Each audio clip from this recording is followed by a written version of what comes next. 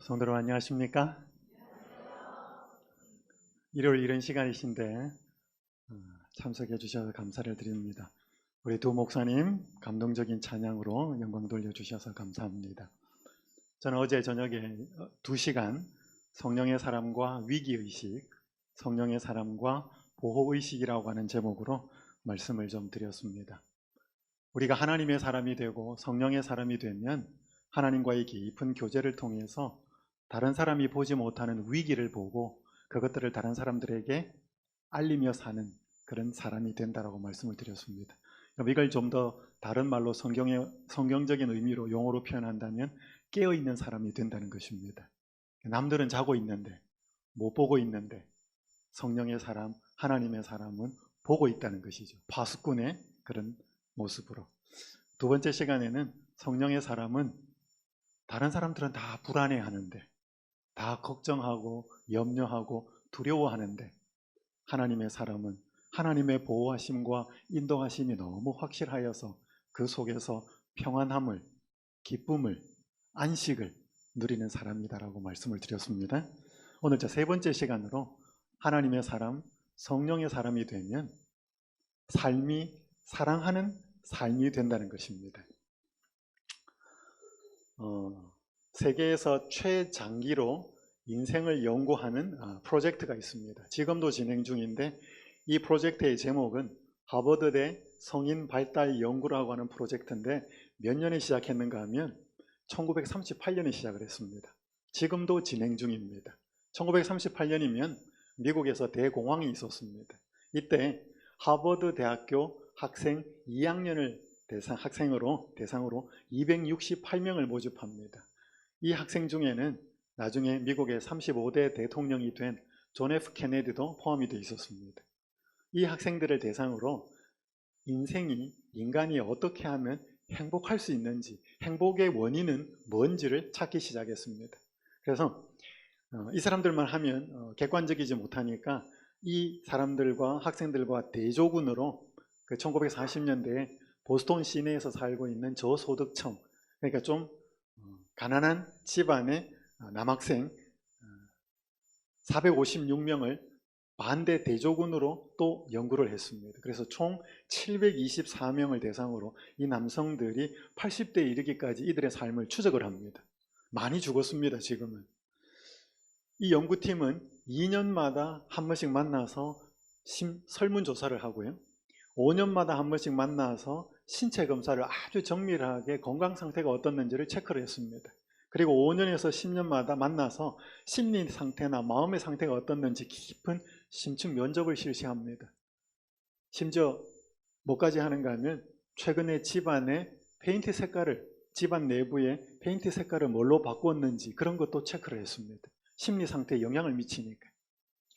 그렇게 하면서 사람이 행복해진다는 것이 뭘까? 어떤 삶을 살면 행복해지는가? 이게 이제 시대마다 약간씩 바뀌었습니다. 이제 최근에 나온 자료가 뭐냐면 이 사진에 보이는 이분은 로버트 월딩어 교수라고 네 번째 디렉터입니다. 2002년부터 21년까지 연구를 진행하고 있습니다. 이 사람 아마 죽으면 다섯 번째 디렉터가 또 생겨날 겁니다. 이 연구가 언제까지 할지는 잘 모르겠지만 최근에 나온 인간이 행복하다라고 하는 그 결론이 아주 단순합니다. 그 결론이 이렇습니다. 행복을 위해 중요한 한 가지는 의지할 수 있는 따뜻한 인간관계가 있느냐 하는 것이라는 것입니다. 굉장히 심플하죠. 어마어마한 연구를 통해 가지고 의지할 수 있는 따뜻한 인간관계. 구체적으로 물었습니다. 이게 뭐냐? 의지할 수 있는 인간관계가, 따뜻한 인간관계가. 그랬더니 이 디렉터가 조금 더 쉽게 설명합니다. 자신을 숨길 필요 없이 나 자신으로 있을 수 있다고 느끼는 관계. 이런 관계가 있으면 사람이 어떤 상황이 되었어도 행복하다는 것입니다.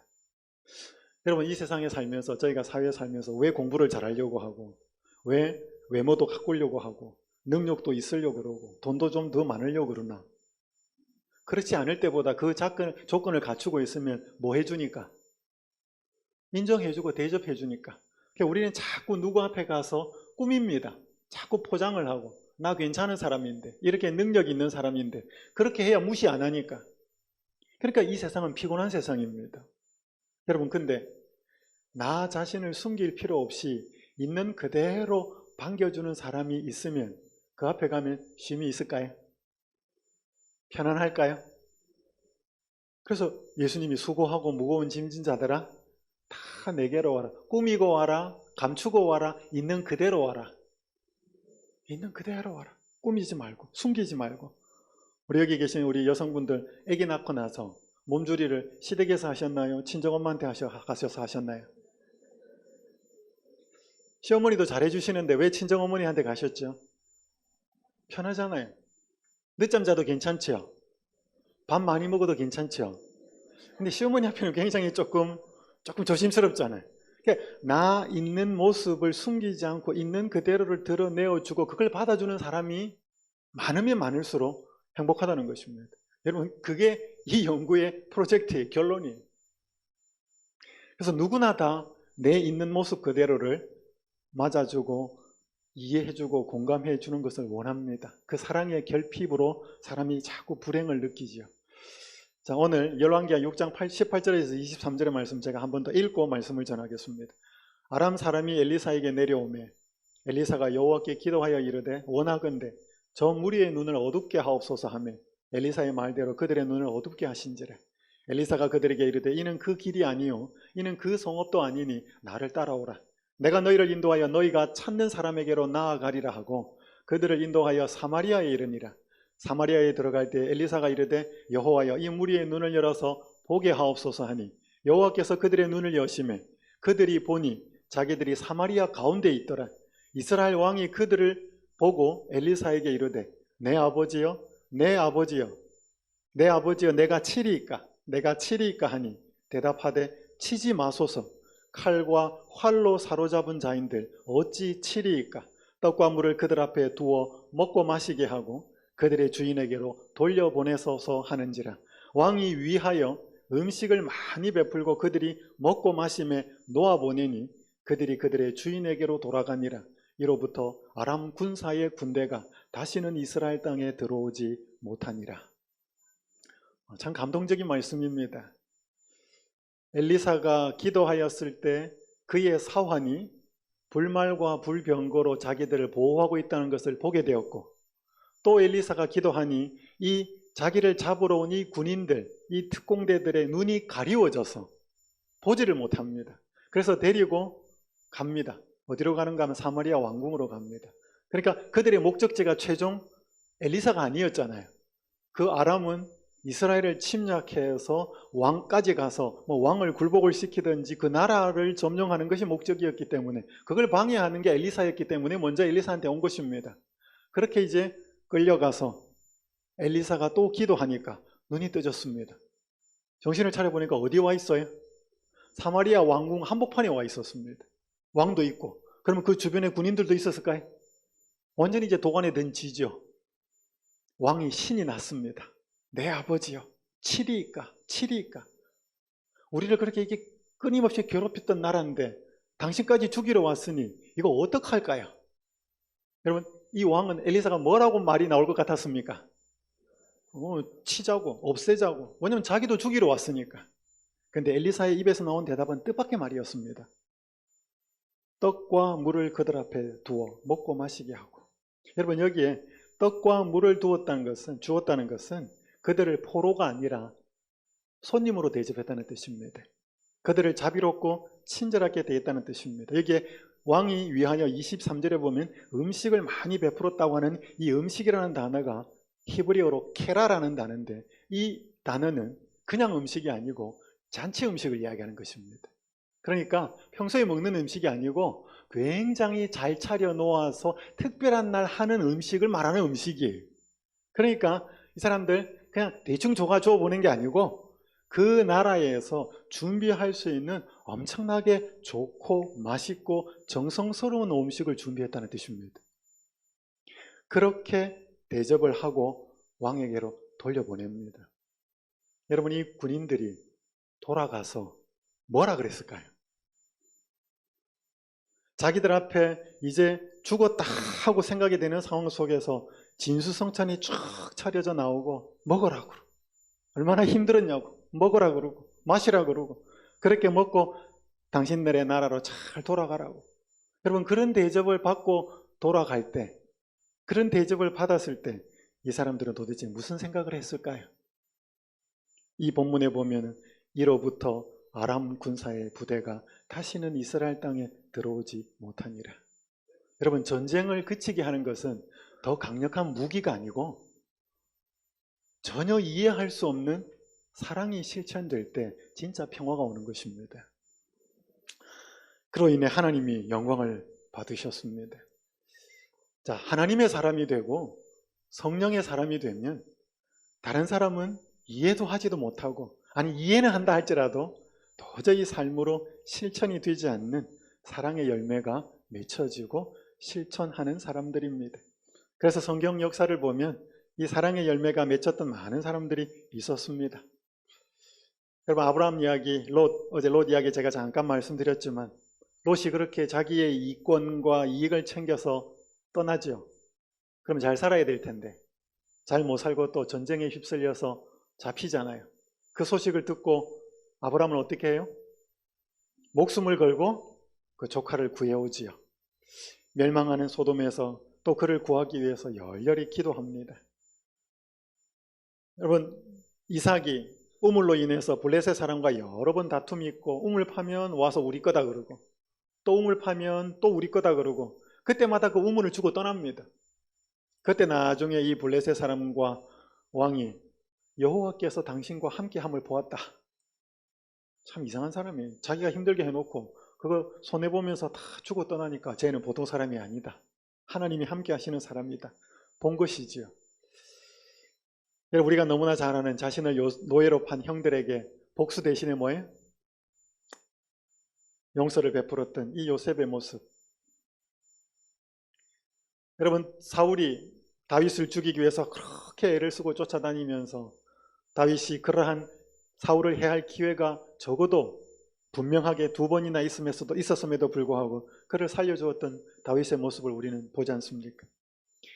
빌립보 감옥에서 많이 맞고 상처가 나오고 그들이 매몰차게 대접을 받았지만 자신들을 때린 간수에게 사랑으로 복음을 전하고 그들을 용서했던 그 바울과 실라의 모습을 보지요. 성경 역사나 교회 역사에서 이런 모습이 굉장히 많이 나옵니다. 여러분, 우리도 이렇게 될 수 있을까요? 우리에겐 좀 거리가 멀까요? 성경에 있는 이야기니까 그렇게 그냥 감동받고 지나가야 될까요? 자, 우리 재림신자는 이 사랑의 열매가 좀 맺히고 있을까요? 어제 5분이 나와서 간증을 하는 시간은 정말 감동적이었습니다. 한 분 한 분에 다. 근데 마지막 분 간증하실 때 자기 딸이 교회 가서 참 사랑을 받았고 또 자기도 가가지고 예상하지 못한 사랑을 받았다고 그 말씀을 좀 나누었습니다. 들었습니다. 그죠? 우리 재림교회 그런 교회 있죠? 사랑이 많은 교회 있습니다. 사랑이 많은 사람들이 있습니다. 근데 대부분 다 그래요? 몇몇 교회만 그래요? 여러분이 생각하시기에 객관적으로 재림신자들은 사랑이 많은 것 같아요? 안 그런 것 같아요? 대답하기 쑥스러우니까 그냥 웃으시죠. 제가 연수원에 있으면서 일월교회에서 오신 한 분을 만났습니다. 이분은 일월교회 교인인데 정확하게 재림교회를 출석하는 분은 아니에요. 어떻게 하다가 재림연수원을 알게 됐습니다. 자기 친구가 재림신자인데 평소에는 연락 안 한대요. 근데 연락이 온대요. 어떤 때? 그럼 예상을 한답니다. 전도회 하는구나. 그러니까 평소에는 연락도 안 하고 안 하다가 전도회 앞두고 며칠 전엔 연락 온다는 것입니다. 항상 그랬대. 그래서 어떤 때는 가기도 하고 어떤 때는 안 가기도 하고 그랬대. 근데 이제 재림연수원에 오셨어요. 오셔가지고 어떻게 하다 보니 저랑 좀 이야기를 하게 되었습니다. 그래서 좀 산에도 같이 가고 이렇게 하는데 자기는 아직 이 교회 잘 안 나오는데 자기 아들은 한 교회를 출석을 한답니다. 근데 자기 엄마와 좀 떨어져 있어가지고 집으로 자주 가서 그 교회는 한 달에 한 번 정도 간대요. 근데 분명히 이 교회를 출석하겠다고 그러고 뭐 특별한 이유를 설명하지 않고 한 달에 한 번밖에 못 가니까 3번이나 4번 못 가는 거잖아요. 근데 한 번도 연락이 없대. 한 번도 왜 오늘 당신이 우리 교회 오늘 못 왔습니까? 이렇게 전화하는 전화가 없대. 그러면서 이분이 저보고 뭐라고 그러시냐면, 재림교회는 원래 이래요? 제가 여러분 그 말을 듣는데 뭐 말을 못 하겠어요. 그런 분도 있고 안 그런 분도 있다, 그런 이야기를 못 하겠어요. 제가 학원에 목회를 하면서 외국인 선교사로 온 한 재림교포, 재미교포 재림신자에게 들은 말, 왜 한국 목사님들은 그렇게 화를 잘 내요?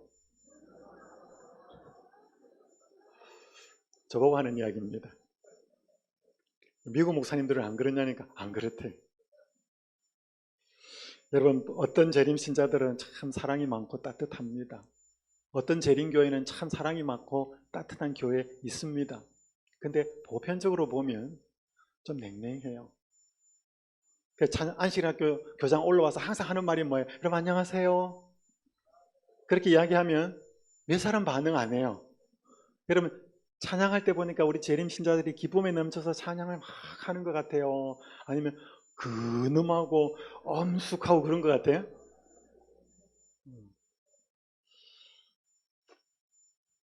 여기 사도행전에 이런 말씀이 있습니다. 오늘날 하나님의 교회에는 슬프게도 형제의 사랑이 뭐하다? 부족하다. 그리스도를 사랑하노라고 공언하는 많은 사람이 뭐하지 않는다? 서로 사랑하지 않는다. 교회는 뭐가 부족하다? 사랑이 부족하다. 실수하는 자를 위한 사랑은 이기심으로 가려있다. 하나님의 백성들 사이에 이 귀한 은혜가 뭐예요? 사랑이에요. 사랑이 어떻게 부족하다? 크게 부족하다. 크게 부족하다. 우리는 활기차게 많은 일을 할 수 있으나 사랑, 곧 그리스도의 마음에 있었던 그 같은 사랑이 없으면 우리는 결코 하늘 가족의 일원이 될 수 없다. 그러면 사람들이 이렇게 말하는데, 목사님 우리도 사랑한다니까요. 여러분 이 말씀, 밑에 있는 말씀 읽겠습니다. 몇 사람에게만 읽겠습니다. 시작.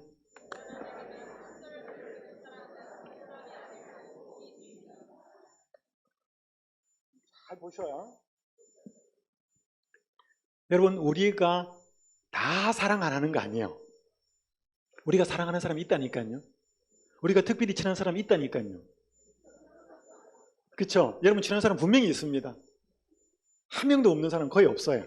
있습니다. 근데 여기 보니까 몇 사람에게만 친절을 베푸는 건 뭐가 아니다? 사랑이 아니다. 그 나하고 뭐가 맞으니까. 나하고 코드가 맞거나 이야기가 되거나 나한테 친절하거나 나한테 유익을 주니까, 도움이 되니까. 여러분 그렇게 하는 사랑은 사랑이 아니라는 것입니다.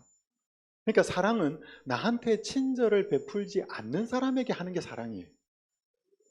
그러니까 이게 내 정신으로 되겠냐고요. 안 됩니다.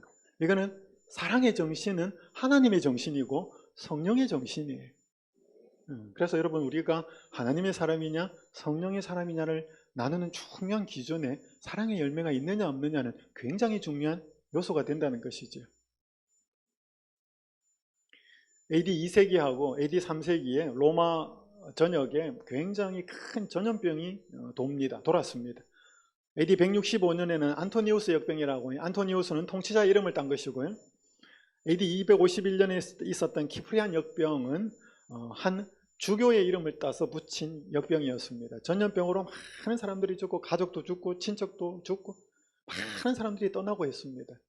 그런데 그 시대를 두 번을 겪으면서 한 주교가 이런 편지를 썼습니다. 당시 알렉산드리아의 주교가 어떤 한 곳에 보낸 편지에 이렇게 기록했습니다. 우리 그리스도인 형제들의 대부분은 자신을 아끼지 않고 서로를 생각하며 무한한 사랑과 충성을 보여주었다. 그리스도 안에서 그들은 몸을 사리지 않고 아픈 자들의 필요를 채워주며 돌보았다. 덕분에 많은 환자들이 평안한 가운데 잠들었다. 그들은 스스로 병에 걸리면서까지 이웃의 아픔과 고통에 기꺼이 동참했다. 그러니까 전염병으로 죽어가니까 가족도 버리고 친척도 버리고 친구도 버리고 다 내 살자고 도망가고 떠나는데, 그리스도인들은 자기도 알지도 못하는 그 사람들을 돌보면서 자기도 전염병에 옮아서 병에 걸리면서까지 자기 주변에서 죽어가는 사람들을 돌보고 그들을 살폈다는 것입니다. 그게 이 역사의 큰 전염병이 2번 돌았던 시기에 그들에게서 보여진 모습이었다는 것입니다. 초기 교회 이후에 얼마 안 되었을 때 이들은 뜨거웠거든요. 성령이 임하였고 사랑이 있을 때 자기를 돌보지 않고 이렇게 사랑을 나누었다는 것입니다. 근데 이게 바뀌지요. 여기 사도행전에 보면 그러나 차츰차츰 변화가 일어났대. 신자들은 다른 사람들의 결점을 보기 시작하였다. 그들은 그리스도께서 명하신 정다운 사랑을 잃었으며 무엇보다도 가장 슬픈 것은 그들은 자신들이 잃어버린 것을 의식하지 못하고 있었다. 그러니까 사랑을 잃어버렸는데 정다운 마음을 잃어버리고 자꾸 다른 사람들의 결점이 보이기 시작하는 거죠. 결점이 보이니까 비난하고 비판하고. 근데 문제는 자기들에게 그 사랑이 점점 잃어져 가는 것을 의식을 못하고 있었다는 것입니다. 여러분, 이게 이제 마지막 시대의 교회에도 적용이 됩니다. 왜냐하면 라오디게아 교회의 중요한 특징이 뭐냐면 자신의 상태를 모르고 있었다는 것이거든요. 못 보는데 본다, 헐벗었는데 입었다, 가난한데 부자다, 착각이었죠. 그럼 라오디게아 교회의 문제의 원인이 뭐예요? 자기 상태를 모른다는 것입니까? 여러분, 그건 결과예요. 라오디게아 교회의 문제는 마음 문 밖에 예수님이 있었다는 거예요. 두드린다는 거죠. 내가 네 마음 문에 들어가도록 열어달라는 것입니다. 예수님이 떠나 있었고 예수님이 마음에 없었기 때문에 착각하고 살았던 것입니다. 괜찮은 신앙인이다. 여러분, 여기 마태복음 24장 12절에 보면 불법이 성함으로 뭐라고요? 많은 사람의 사랑이 식어지리라. 여러분, 이건 예언이죠. 그러니까 여러분, 마태복음 24장은 예언이에요. 마지막 시대가 되면 사랑이 뭐 할 거다? 식어질 거다. 왜? 성령이 많은 사람의 마음속에 머무르지 못하기 때문에. 성령이 떠나갈 수밖에 없도록 거절하니까. 여러분, 여기 잘 아시는 디모데후서 3장 1절에서 5절에 보면 너는 이것을 알라. 말세에 고통하는 때가 이르러 사람들이 자기를 사랑하고 돈을 사랑하고. 여러분, 이 디모데후서 3장 1절에 5절의 내용이 세상 사람들의 형편을 묘사한 글일까요? 하나님을 믿는다라고 말하는 신자들을 묘사하는 걸까요? 어떤 분들은 이걸 읽으면서 야, 세상 말세, 세상은 이렇게 된다, 세상의 형편은 이렇게 된다. 물론 틀린 말은 아닙니다. 근데 여기 보면 뒷부분에 보면 경건의 모양은 있으나 경건의 능력은 부인하니. 이 사람이 하나님 믿는 사람이야, 안 믿는 사람이에요? 하나님 안 믿는 사람은 경건의 모양도 없어요. 그러니까 하나님을 믿기 때문에 경건의 모양은 있는데 실질적으로 경건의 능력은 없다는 거죠. 그러니까 이 19가지 나오는 이 특징은 믿는 신자들의 모습을 이야기하는 것입니다. 제일 첫 번째가 뭐예요? 사람들이 누구를 사랑한대? 자기를 사랑한대. 자기를 사랑한대. 여러분, 심리학에 보면요, 심리학자들하고 이 성경을 믿는 학자들 사이에 굉장히 논쟁이 되는 게 있는데 그게 self love라고 하는 것이 자기 사랑, 혹은 다른 말로 표현하면 self esteem, 자기 존중, 자존감. 그래서 심리학자들은 자기를 뭐 해야 된다 그래? 자기를 사랑하고 자기를 존중해야 뭘? 나머지도 뭘 잘할 수 있대요. 여러분, 이거 맞는 것 같아요? 틀린 것 같아요? 제가 미국에서 공부하면서 어떻게 논문을 쓰다가 보니까 이 부분에 대해서 좀 관련이 되어 있었습니다. 제가 다 드릴 시간은 없고요. 그래서 예수님을 믿는 신자들, 학자들 중에서도 자기를 존중해야 된다는 말이 굉장히 많이 나옵니다. 근데 또 한 부류는 그거는 올바른 성경적인 것이 아니다. 성경 어디를 읽어봐도 자기를 사랑하라는 말은 없다. 자기를 부인하라 그러지.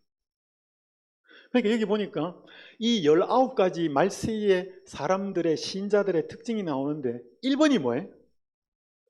자기를 사랑한다는 것입니다. 나머지는 이 1번에 기인한다는 것입니다. 여러분, 자기를 사랑하는 게 뭐예요?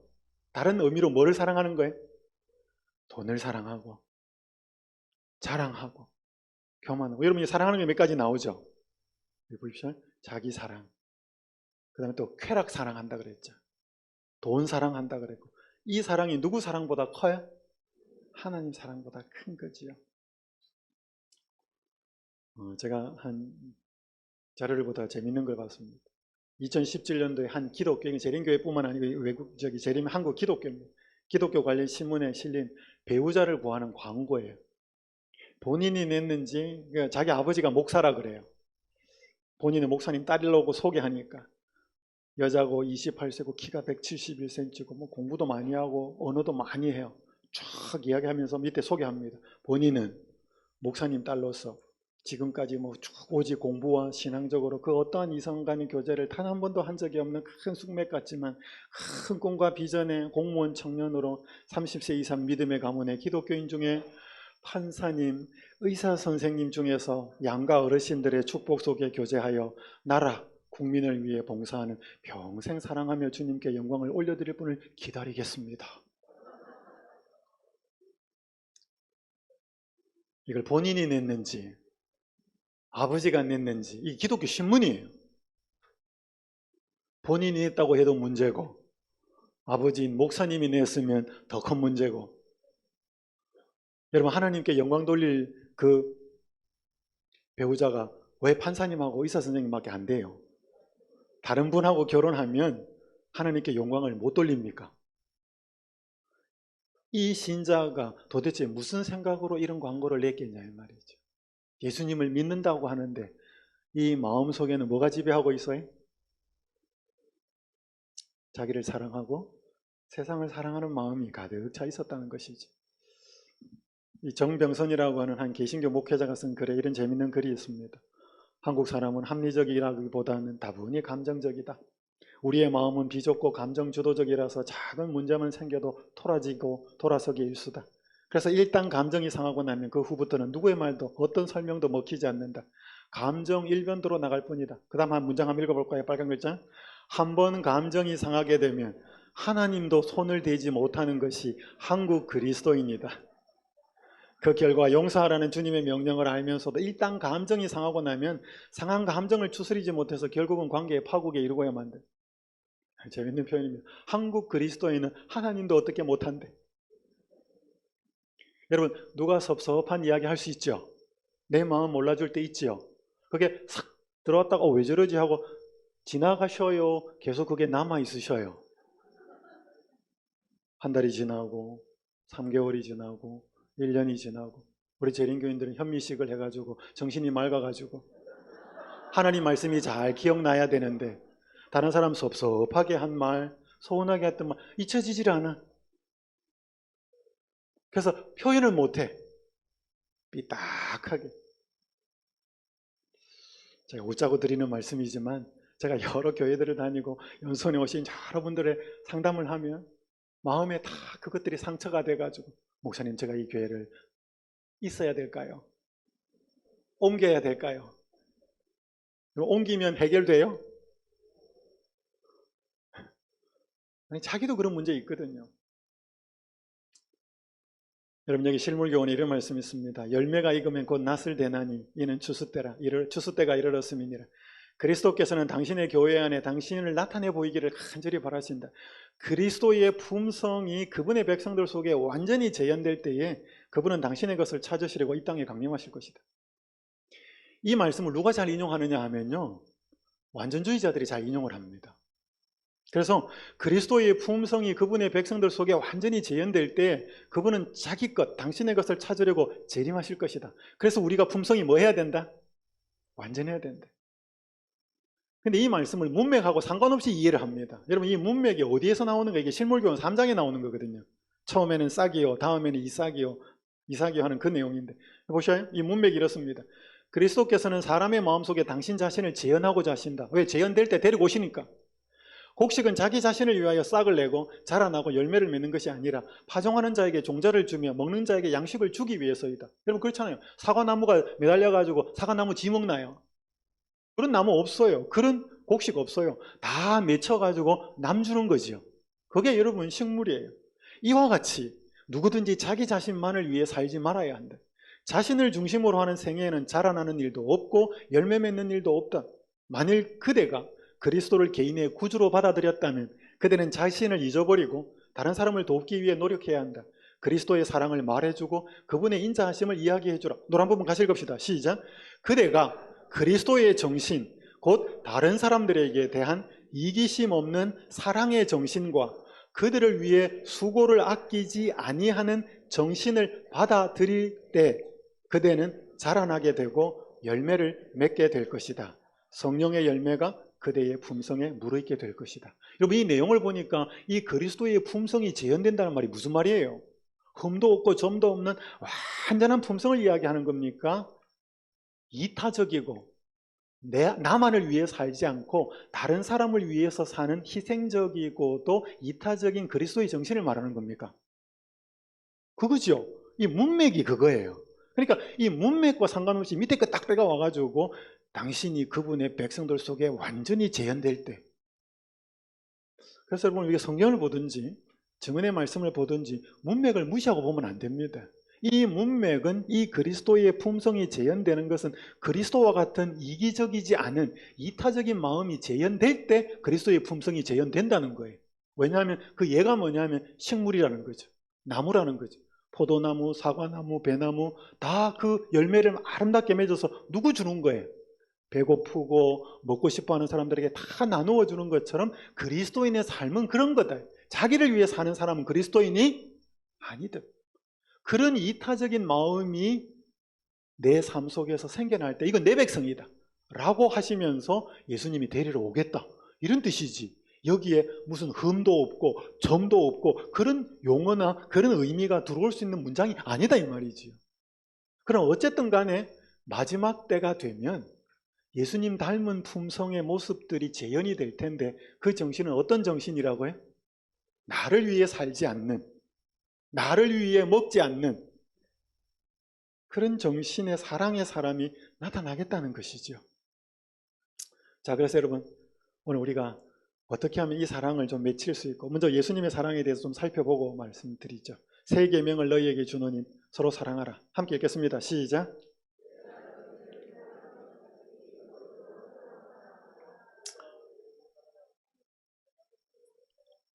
예, 감사합니다.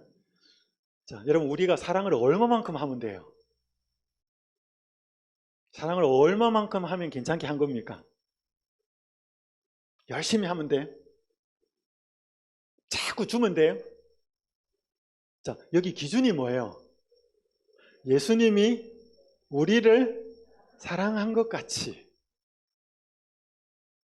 표준이 높아요, 낮아요? 높아요 이렇게 표현할 때 높아요 이렇게 하시지, 높아요 그렇게 약간 이런 식으로 표현하면 약간 불만이 있다는 거예요. 약간 기분이 안 좋은 거예요. 왜? 이 표현 자체가 너무 부당한 거 요구하는 것 같은. 그러니까 여러분, 사람이 미워하는 사람이 있어요 없어요? 이렇게 물으면 있어요. 그 고민하는 거거든. 이렇게 미워하면 안 되는데 있어요 이러면 굉장히 지금 그 사람 기분 나쁘다는 거죠. 표현을 잘 하셔요. 굉장히 표준 높습니다. 그냥 웃자고 한 이야기입니다. 자, 예수님의 사랑을 좀 구체적으로 확인하십시다.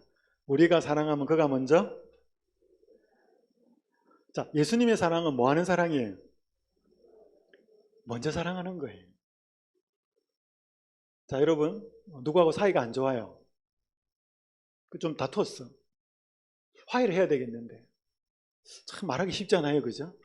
주저주저 되기도 하고. 주로 그 사람이 오셔요? 여러분이 가셔요? 누가 먼저 화해를 신청하셔요?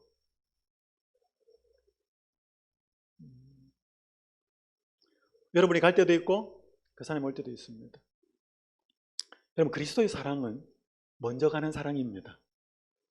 그 사람이 오지 않아도, 아니 잘못은 그 사람이 더 많이 했어도, 여러분, 사랑은요, 사랑이 많은 사람이 먼저 갑니다. 여러분, 부모하고 자식하고 싸우면 누가 이겨요? 네?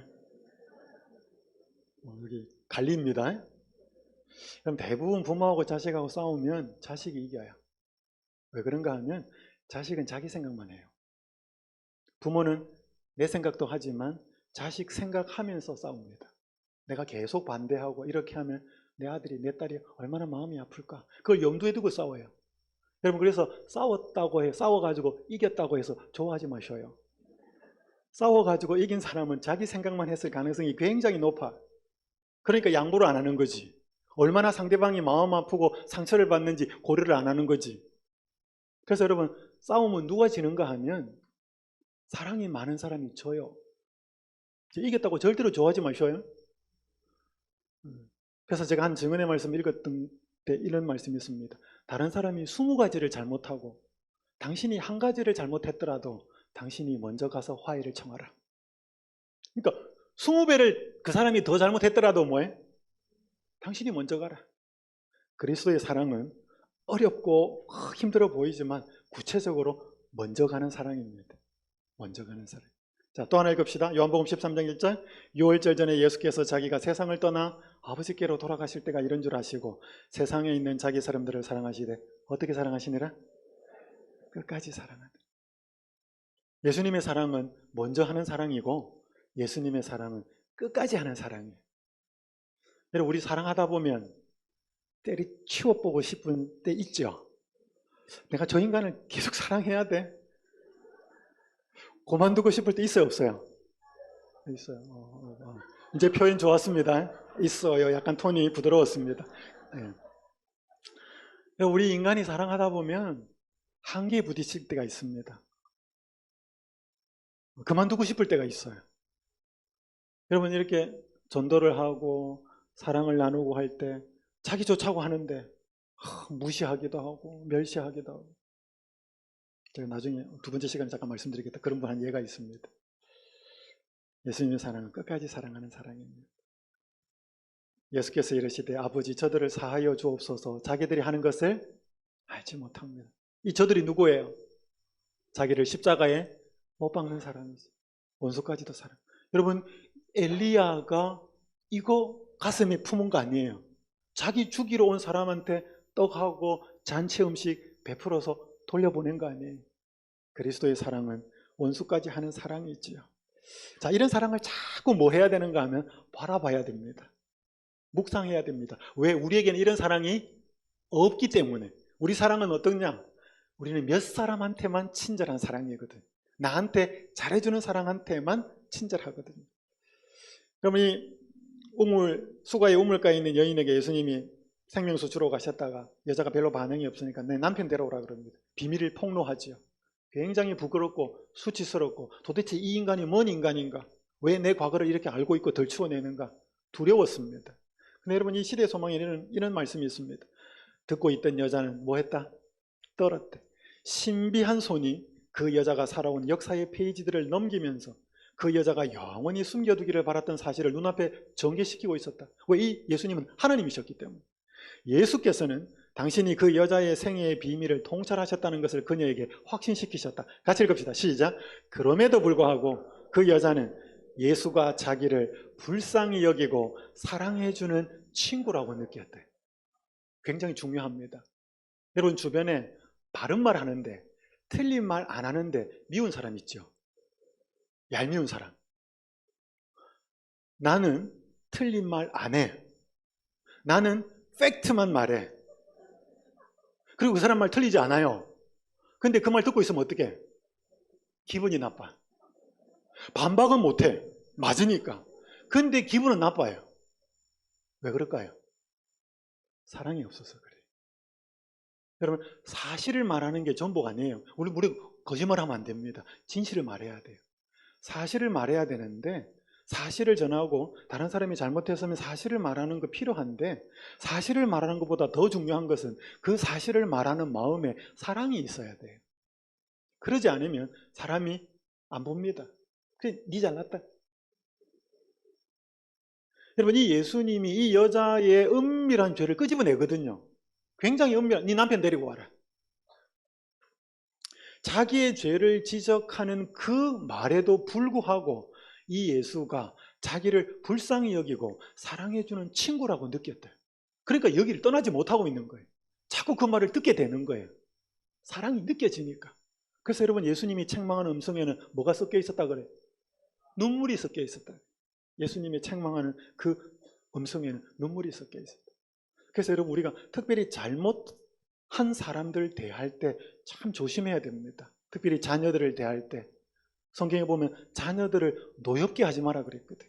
우리는 잘못한 자녀를 잘못했다라고 하는 그 이유 때문에 얼마나 뚜껑 열리게 하는지 모릅니다. 여러분, 자녀를 책망할 때 노엽게 하지 말아야 돼. 여러분, 제가 그랬어요.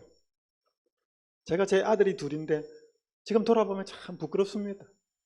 아버지라고, 목사라고, 그러니까 저는 제가 2번이나 제 아들들한테 정식으로 잘못을 고백했습니다. 아빠가 너희들한테 이렇게 말하고 이렇게 행동한 게 지금 돌아보니까 정말 잘못됐더라. 아빠를 용서해 주겠니? 제가 2번이나 사과했다니까요. 더 많았을지도 모릅니다. 여러분, 우리가 사랑을 많이 이야기한다고 해서 우리가 사랑이 저절로 되는 게 아니에요. 많은 사람들이 자꾸 사랑 자꾸 이야기하면 자기는 사랑하는 줄 알아. 그래서 목사님들이 사랑에 대해서 설교 많이 하면요, 자기가 사랑하는 사람인 줄 알아. 여러분, 사랑하는 말하는 거하고 사랑이 실천되는 거하고는 달라요. 그거는. 여러분, 이 선영호 목사님 잘 아시잖아요. 애양원교회. 이분이 평양신학교를 졸업하고 그 애양원교회에 부임을 합니다. 여러분, 그게 나환자들이 많았어요. 그 나환자들의 여러분, 나환자들 사람들이 잘 상종을 안 하잖아요. 그 애양원교회를 섬길 때 이분이 그 나환자 한센병 환자들의 그 고름이 나오는 부분을 이렇게 입을 대어 가지고 빨아내고 그랬던 그런 일화들이 있습니다.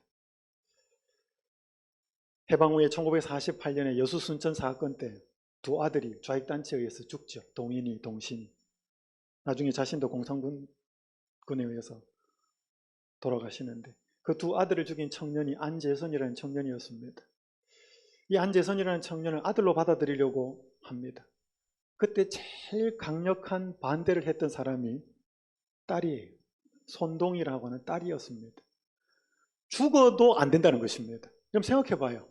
아버지가 자기 오빠들을 죽인 사람을 양자로 받아들이겠대. 그 여동생이 이해를 하겠습니까?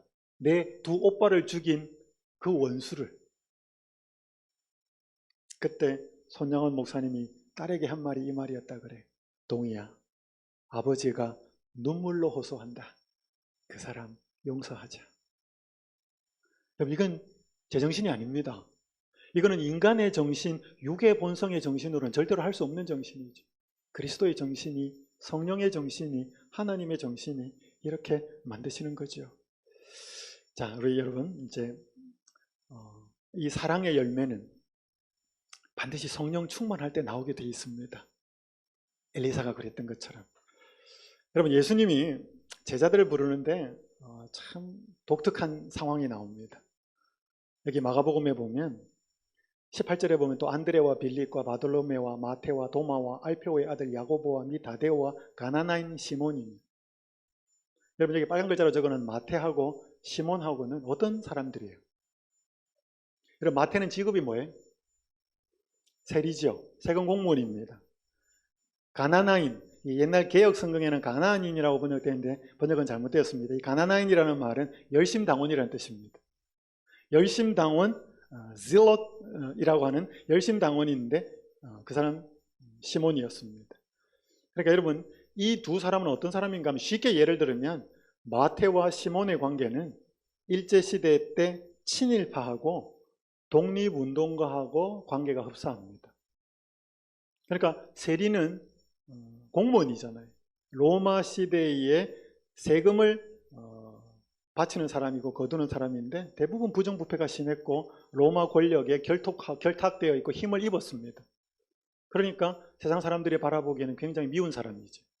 근데 이 열심당원, 가나나인 사람은 어떤 사람이냐면 독립운동가들이었습니다. 그래서 시카라고, 시칼이 아니고 시카라고 진짜 칼이에요.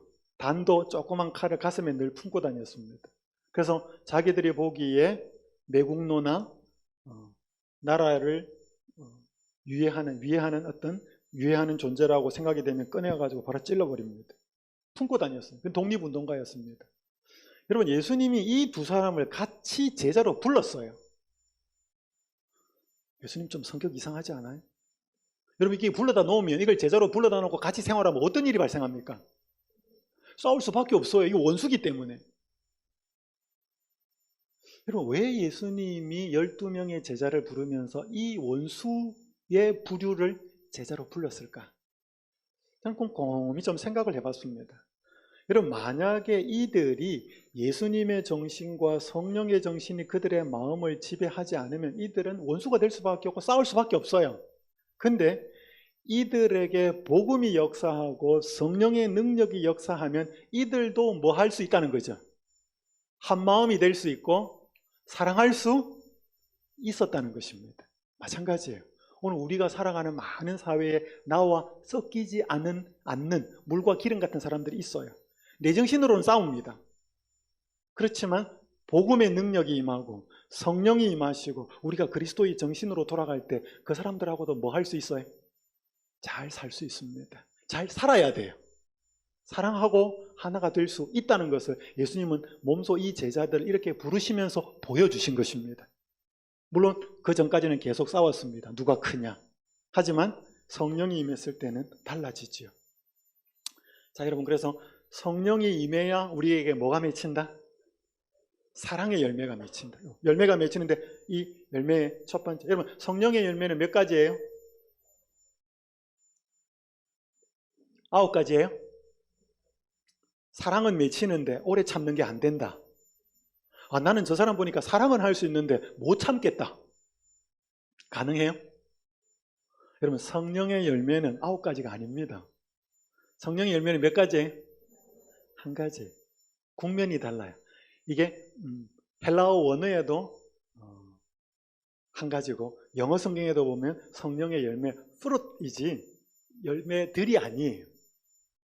어쨌든 간에 성령이 임하시면 가장 특징적으로 나타나는 것은 이타적인 사랑입니다.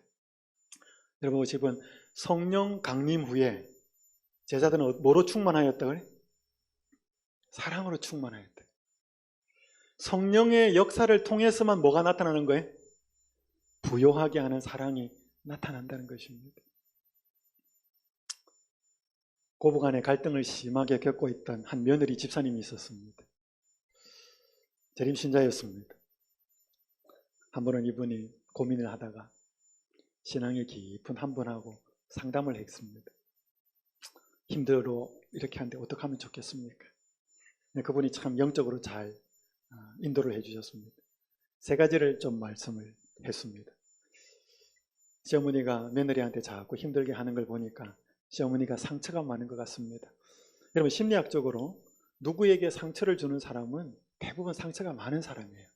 상처를 받아서 상처가 치유가 안 되기 때문에 자기가 살기 위해서, 자기도 살기 위해서 자기 보호 측면으로 그렇게 하는 거예요.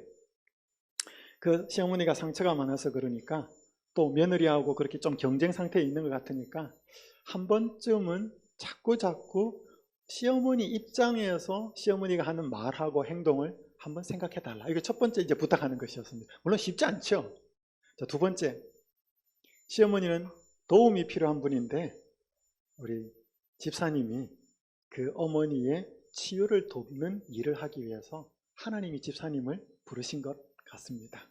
2번째가 그 말이었고, 자, 3번째는 집사님을 정말 함께 살기 힘들어하고 성경에서 말하는 원수까지도 사랑하고 그 사람을 위해서 복을 빌어주는 사람으로 거룩하고 아름답게 만드시려는 하나님의 섭리와 뜻이 있는 것 같습니다. 그래서 하나님이 2 사람을 복 주시려고 2 사람을 붙여놓은 것 같습니다. 다 이해가 안 되지만 그 말을 좀 믿기로 했습니다. 그러면서 꼭 부탁을 하기를 시어머니를 사랑하게 해달라고, 시어머니를 사랑하게 해달라고 기도해달라고 꼭 부탁을 했습니다. 그러면서 이 며느리가 계속 예수님을 생각하고 묵상을 하면서 시어머니를 사랑하게 해달라고 기도를 드립니다. 어떤 일이 일어났는지 자기가 일어난 일을 그 상담했던 분에게 편지로, 이메일로 보냈습니다. 커다란 스트레스가 해소가 되었고 그전에도 시어머니를 많이 도왔지만 의무적이었는데 지금은 사랑과 즐거움으로 합니다. 시어머니와는 완전히 담이 무너졌고 시어머니도 저를 괴롭게 하는 말을 전혀 안 하고 최고 좋은 사이가 되었습니다. 그 다음 말이 뭐예요? 성령의 도우심으로, 말 그대로 성령의 도우심으로 시어머니에게 친절과 온유와 사랑과 격려의 말을 하게 됩니다. 전에도 하느라고 했지만 의무적이었습니다. 시어머니도 저의 진심을 깨달은 것 같습니다. 저에게 그렇게 사랑스럽게 대합니다. 여러분, 기억하실 것은요, 우리 마음속에서의 본능적인 사랑은 우리를 힘들게 하는 사람을 사랑할 수가 없습니다. 그거 아시잖아요. 경험 많이 해보셨잖아요. 저도 마찬가지예요. 그래서 우리에게 계속 이런 마음이 유지가 되고 필요합니다. 여러분, 제가 이 부분을 가지고 좀 이제 마무리를 하겠습니다. 오늘 우리가 좀 다시 태어날 필요가 있습니다. 이건 성령으로 태어나는 거거든요. 자, 여러분, 제가 다시 태어난다는 것의 의미와 방법을 좀 말씀드리면서 마무리를 하겠습니다. 자, 예수님이 니고데모를 만났을 때 뭐 해야 된다 그랬죠? 거듭나야 되겠다. 다시 태어나야 되겠다. 그럼 이 거듭난다는 말이 무슨 뜻이에요? 영어로는 born again, 다시 태어난다는 말이고, 원어적인 의미로는 위로서부터 태어난다는 것입니다. 자, 이게 제일 위에 있는 우리 문장에 빨간 글자만 읽겠습니다. 즉, 시작. 즉, 사람이 새 마음과 욕망과 새 목적과 새 동기를 받아 그것들로 새 생애에 들어가지 아니할 것 같으면, 그러니까 여러분, 사람이 거듭난다는 말은 새 마음을 품고 새 욕망을 가지고 새 목적을 가지고 새 동기를 가지는 거예요. 그러니까 다른 말로 표현하면 새 생애에 들어가는 새 사람이 되는 거예요. 여러분, 이게 거듭난다는 뜻이에요. 이게 하나님 나라에 들어갈 수 있는 유일한 조건이에요. 여러분, 어떠셔요? 여러분, 하나님 나라가 있어요? 하나님 나라가 있습니까? 있죠. 여러분, 미국 있죠, 미국. 가보신 분도 있고 안 가보신 분도 계신데, 우리가 미국에 들어가려면 뭐를 받아야 들어가요? 비자를 받아야 돼요. 공부하러 가는지 관광하러 가는지. 그 나라 사람들이 들어오라 그래야 들어가요. 그럼 남의 집에 그냥 들어갈 수 있어요? 그 사람 들어오라 그래야 들어가야 돼. 그럼 하나님 나라에도 들어갈 수 있어요? 들어오라 그래야 들어가요. 하나님 나라에 들어가는 조건이 뭐예요? 다시 태어나는 거예요.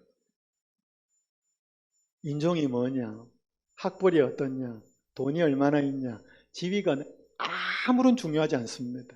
하나님 나라에 들어가는 유일한 조건은 다시 태어나는 거예요. 다시 태어나는 거예요. 근데 다시 태어나는 게 뭐냐 하면 새 사람이 되는 거예요. 새 사람이 된다는 게 뭐냐? 새 마음과 새 동기와 새 욕망을 갖는 거라고요. 당연히 질문을 드리죠. 여러분, 하나님 없는 사람도 돈 법니까? 직장생활 합니까? 하죠. 예수님 믿는 사람도 직장생활 합니까? 하죠. 자녀 낳지요.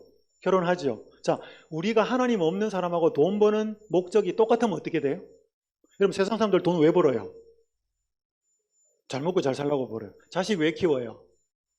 자식 때문에 행복하고, 자식이 행복하게 커서 이 세상에서 잘 먹고 잘 사는 사람 만들려고.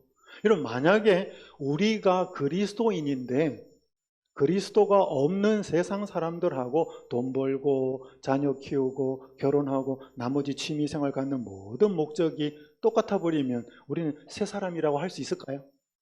새 목적과 새 마음과 새 동기가 아니에요.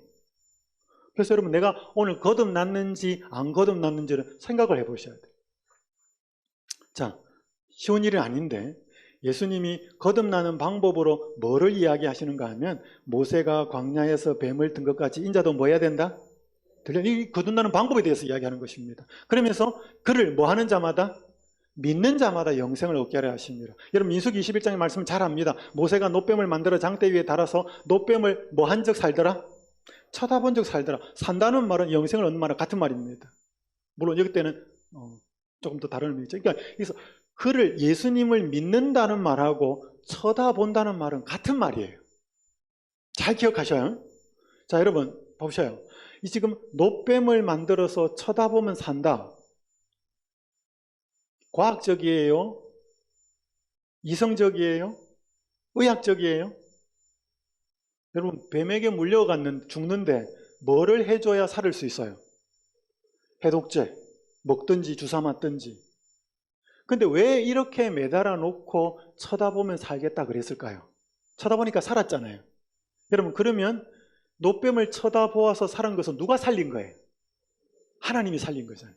하나님이 이 상황을 통해서 쳐다볼 때 새로운 삶의 영역이 일어나는 것을 샘플로 보여준 거죠. 그리고 이것이 원형적으로 이루어질 십자가의 사건을 염두에 두고 이 사건을 말씀하신 것이었습니다. 그래서 여러분, 어제 잠깐 말씀드렸다시피 예수님을 쳐다보면 어떤 일이 생기는가 이 말이죠. 자, 여러분, 어제 제가 말씀드렸다시피 이 세상에서 가장 슬픈 소식은 누가 죽어가는 거예요. 누가 죽었다는 거예요. 여러분, 그것보다 슬픈 이야기는 없어요, 이 세상에. 근데 그 죽어가는 사람을 보니 저 사람이 왜 죽어가냐 이 말이죠. 자기 죄 때문이에요? 아니에요. 그래서 여러분, 자꾸 쳐다보면 무슨 일이 생기는가?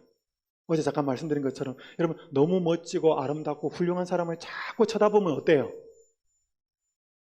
멋있잖아요.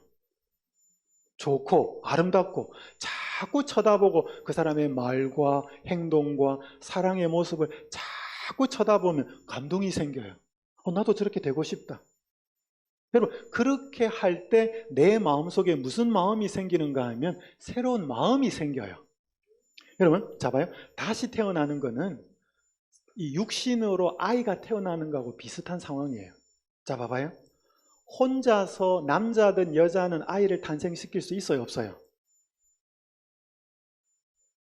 동정녀 마리아 외에는 없었습니다. 여러분 사람을 탄생시키는 건 반드시 남녀가 뭐 해야 돼? 만나야 돼.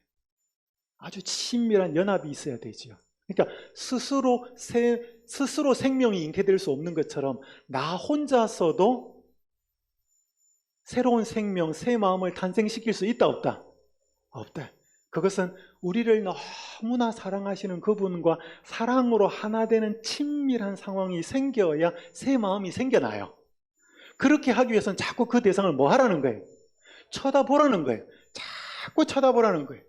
자꾸 쳐다보라는 거예요. 여러분 그게 거듭나는 비결이에요. 근데 우리는 자꾸 뭐 안 해? 자꾸 딴 거 쳐다봐요. 세상에 있는 재미, 다른 것. 여러분 제가 하나님 은혜로 늦은 나이에 미국 유학을 갔습니다. 이게 워싱턴 DC에 가면 있는 한국 전쟁 기념관이에요.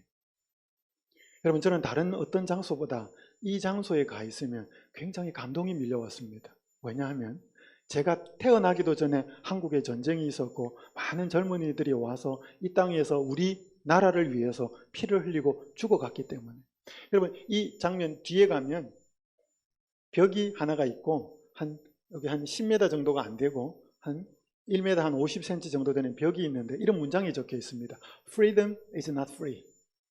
번역을 하면 자유는 뭐가 아니다? 공짜가 아니다.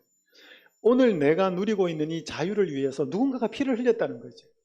이 가기 전에 바닥에 무슨 문장이 하나 타일이 붙어 있는데 이 타일에 이런 말이 적혀 있습니다. 우리 국민은 한 번도 만난 적이 없는 국민들과 전혀 알지도 못했던 나라를 지키라는 부름에 응한 조국의 아들과 딸들에게 경의를 표합니다. 이게 바닥에 붙어 있어요. 여러분 그때 대한민국에 전쟁이 나서 파병이 된 군인들이 세계 각국에서 온 군인들이 대한민국이 어디에 붙었는지 알았을까요? 대한민국 사람들이 어떻게 사는 사람인지 알았을까요? 명령 하나 받고 온 거죠. 그래서 싸우다가 죽었어요. 그 사람들이 죽었기 때문에 우리가 자유를 누리는 거잖아요. 여러분 만약에 여러분과 제가 북한에 태어났으면 이렇게 집회하겠습니까? 여러분 저는 어마무시하게 애국자는 아닙니다. 하지만 제가 지금 누리고 있는 자유가 누군가의 희생에 의해서 이루어졌다는 것을 알면 알수록 감사해요. 고마워요. 누구에게 인사를 할 수는 없지만 그냥 고마운 거죠. 그래서 이 데이비드 토로가 이런 말을 했습니다. 무엇이든지 그 가치는 우리가 그것을 위해 내놓으려고 하는 인생의 분량과 같아요. 이게 뭔 말인가 하면 여러분이 가치 있게 여기는 것은 다 뭐냐면 굉장히 대가가 지불된 것입니다. 돈이 많이 들어갔든지 노력이 많이 투자가 됐든지 아니면 앞으로 투자될 것인지. 그래서 여러분이 귀하게 여기는 것은 여러분이 그걸 얻으려고 잃지 않으려고 얼마만큼 인생을 투자하고 희생했는지가 그게 가치 있는 것이 결정이 된다는 것입니다. 동의하시죠?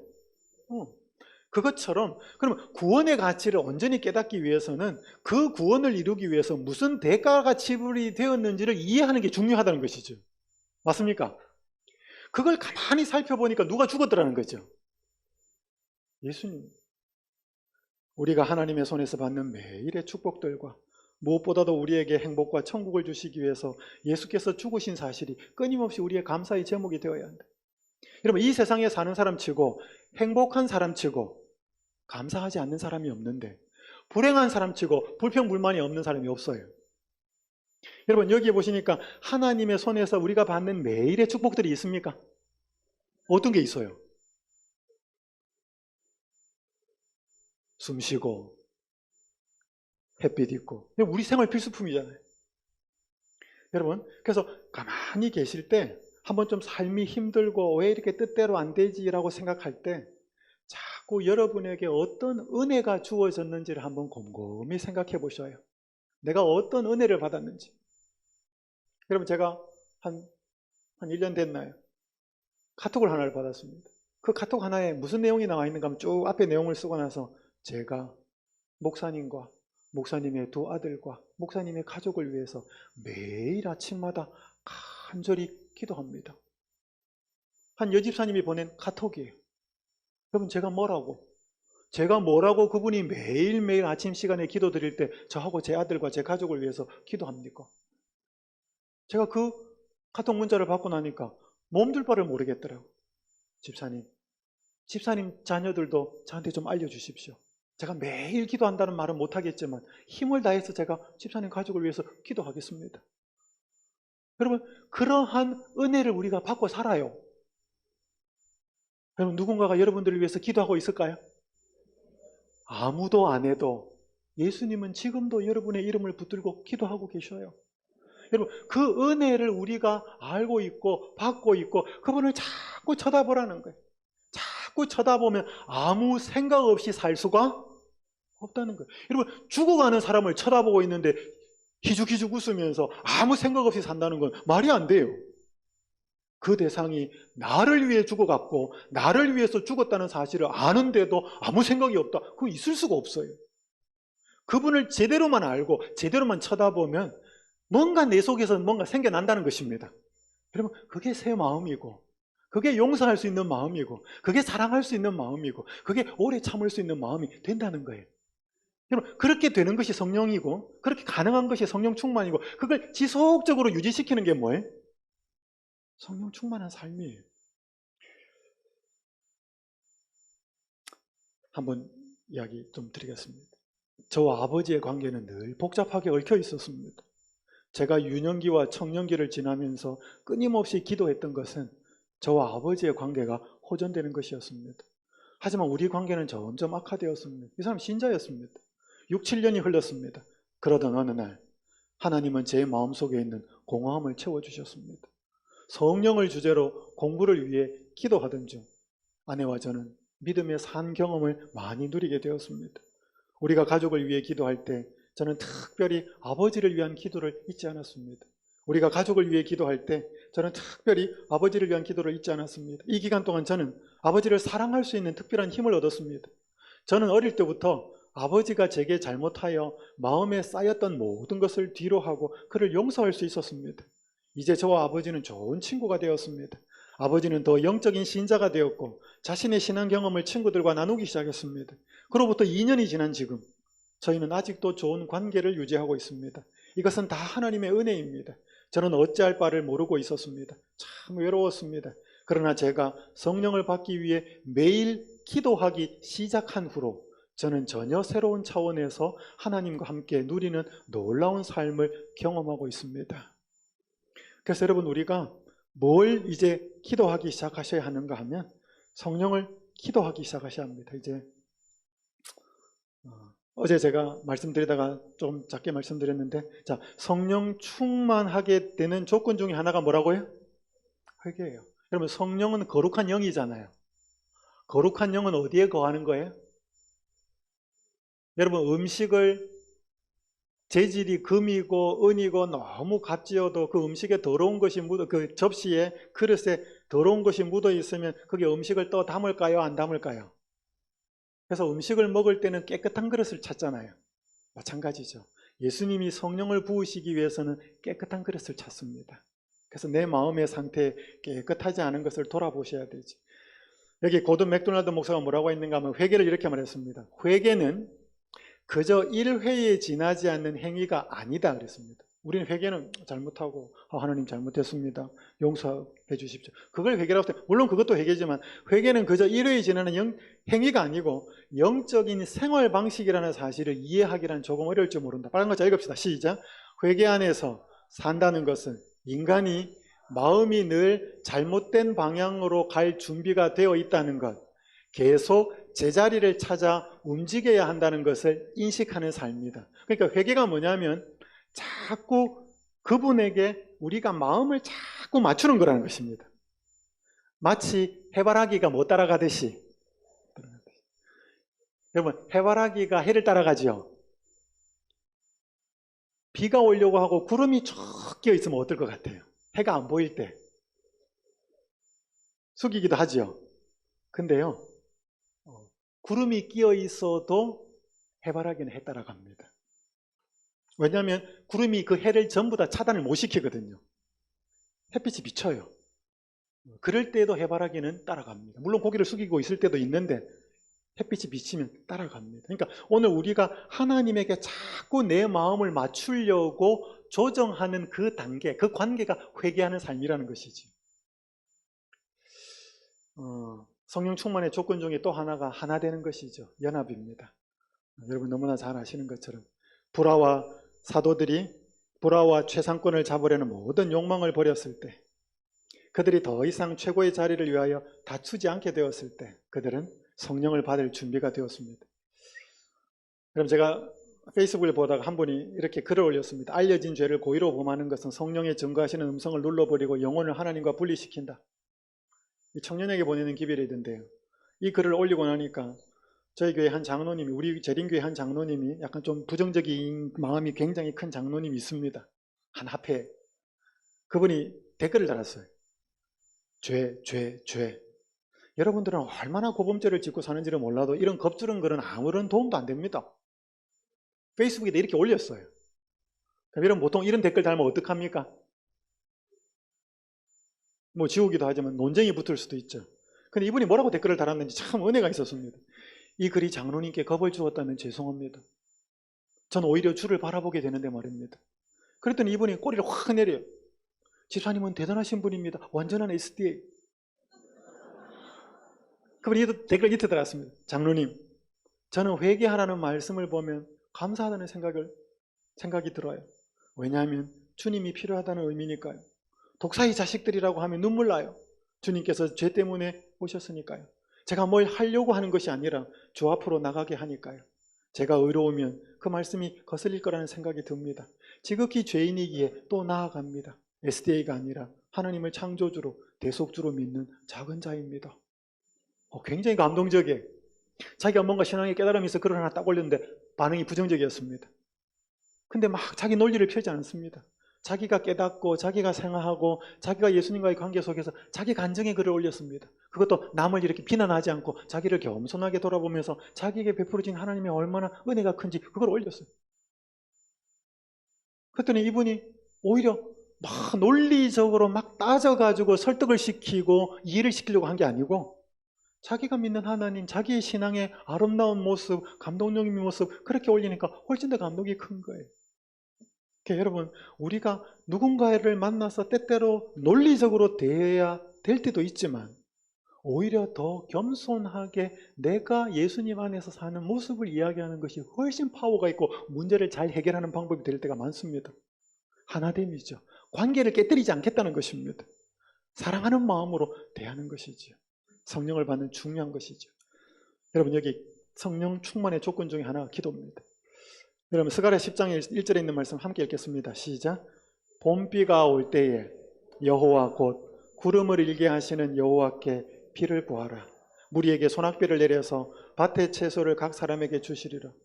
여러분, 봄비가 올 때는 뭐가 와요? 봄비가 올 때니까 뭐가 와요? 비가 오잖아요. 봄비가 올 때니까. 봄비가 올 때니까. 그러면 구해도 돼요? 안 해도 돼요? 안 해도 되잖아요. 봄비가 오는 때니까. 봄비가 오는 때면 여호와께 기도하지 않아도 와요. 근데 이게 뭐하라 그랬어요? 봄비가 올 때에 여호와 곧 구름을 일게 하시는 여호와께 뭐를 구하라? 왜 이렇게 해야 돼요? 봄비가 오면 기다리면 되잖아. 근데 봄비가 올 때에 왜 비를 달라고 해야 되냐 이 말이죠. 여러분, 성령을 주시겠다는 건 하나님 약속인데 근데 우리 보고 뭐 하라 그래? 성령을 구하라 그래요. 왜? 여러분, 구하는 자는 그것에 대해서 절박한 사람이에요. 여러분, 성령은 원하지 않는 사람에게는 안 부어집니다. 주어도 감동하지도 않아요. 여러분, 정말로 성령이 필요하십니까? 내가 필요해야 돼. 그러면 성령이 이루어졌을 때, 청년이 충만할 때 무슨 일이 일어나는지를 봐야 돼. 사랑을 하게 되고 용서를 하게 되고 증거를 하게 되고 하나님의 보호하심을 느끼게 되고 너희가 악할지라도 좋은 것을 자식에게 줄 줄 알거든 하물며 너희 하늘아버지께 구하는 자에게 성령을 주시지 않겠느냐. 여러분 우리가 구한다고 해서 하나님 앞에 직방으로 올라간다 그거 아니에요. 이거 읽고 마치겠습니다. 예배와 기도, 찬양, 회개하는 사람의 죄의 자복 등은 참된 신자에게서 향연처럼 하늘 성소로 올라가지만 그것들은 타락한 인간의 입술에서 나왔기 때문에 매우 불결하여 보혈로 정결하게 되지 않으면 하나님께 아무런 가치가 없다. 여러분 어제 많은 분들이 아름다운 간증을 하셨는데 그게 그냥 하나님 앞에 안 올라가요. 우리의 간절한 금식 기도, 철야 기도, 성령을 구하는 기도 그건 우리 입에서 나오지만 굉장히 불결하다는 거예요. 하나님 우편에 계신 중보자가 자신의 의로 그것들을 정결케 하여 드리지 않는다면 하나님이 간합하실 수 없다. 그분은 하나님 앞에서 자신의 공로를 담은 향로를 가지고 계신데 그 속에는 이 땅에 부패한 것은 하나도 없다. 그분은 향로에 신자들의 기도와 찬양과 죄의 자복을 모아 그 위에 자신의 흠 없는 의를 첨부하신다. 그 향은 그분의 속죄의 공로로 향기롭게 되었기 때문에 하나님이 온전히 받으실 만한 향으로 간합된다. 그 다음에 기도 응답이 있게 된다. 여러분 우리가 간절하게 기도드렸다고 해서 하나님 앞에 올라가는 게 아니에요. 우리에게서 나오는 모든 것은 다 더러운 거예요. 근데 그 우리의 기도에 하나님의 공로가 덮어줍니다. 그래서 깨끗하게 만들어주는 거예요. 그래서 우리의 기도도 우리의 찬양도 우리의 간증도 그 예수 그리스도의 중보가 더하여져서 하나님 앞에 올라갑니다. 그래서 여러분 처음부터 끝까지 우리에게 예수는 어느 한순간에 빠져서는 안 되는 전부입니다. 자, 오늘 제가 세 번째 시간으로 성령의 사람은 사랑의 열매가 맺힌다라고 말씀을 드렸습니다. 그러면서 제가 성령을 우리가 정말로 받기 위한 간절한 세 가지 조건이 있다고 말씀을 드렸습니다. 하나는 회개, 하나는 하나됨, 하나는 기도. 정말로 내가 그것을 간절하게 원하는지 오늘 우리의 마음을 한번 간절히 돌아보시고 오늘 그 성령 충만한 여러 모습들이 우리의 기도와 우리의 연합과 우리의 회개를 통해서 채워져서 우리의 삶이 변화되고 하나님 앞에 받으시는 바 된 삶이 되기를 간절히 바라면서 마치겠습니다.